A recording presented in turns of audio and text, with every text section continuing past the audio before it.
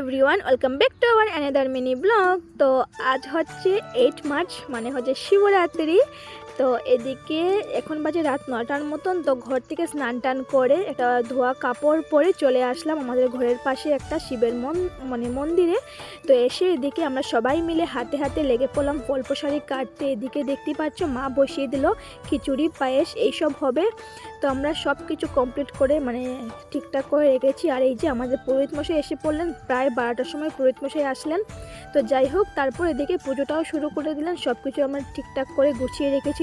তো চলো দেখতে থাকো।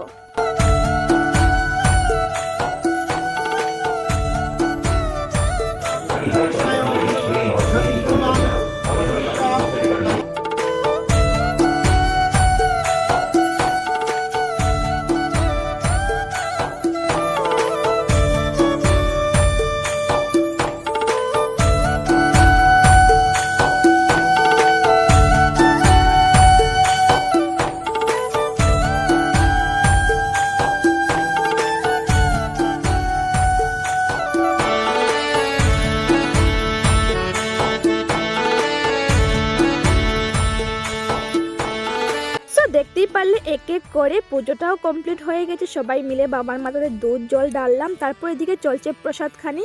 তোরা খাবার পর আমরাও সেদিকে নিয়ে বসে পড়লাম। তো আজ আমরা শুধু ফল প্রসাদই খাবো, অন্য খাবো না। কাল সকালে পালন করে তারপর খাবো। আর এদিকে সারা আজ বার মন্দিরে ছিলাম, ঘরে আর যাইনি, বসে বসে বাবাকে পাহারা দিচ্ছিলাম। তো যাই হোক, দেখতেই পারলে ভোর 5টা 11 মতন বাজে। তো তারপর ঘরে গিয়ে সব কাজ টাজ কমপ্লিট করে এদিকে স্নান করে আবারও চলে আসলাম বাবার মন্দিরে। তো সেদিকে বসে রয়েছি, আর এদিকে বাবা এদিকে পুজোটা করছেন। আর যা যা করতে হয় বাবা সবগুলো করছেন এদিকে।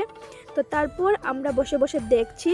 তো পুজো কমপ্লিট হওয়ার পর এই যে চন্নামিটটা খেয়ে আজকে আমি আমার উপাসটাও ভেঙে নিলাম। তো তারপর সবাই মিলে আমরা এক এক করে প্রসাদও খেলাম। তো চলো আজকের মতো এই শিবরাত্রির ব্লগটা এতটুকুই রাখলাম। কেমন লাগলো প্লিজ কমেন্ট করে জানিয়ে দিও, আর ভালো লাগলে লাইক করে যেও।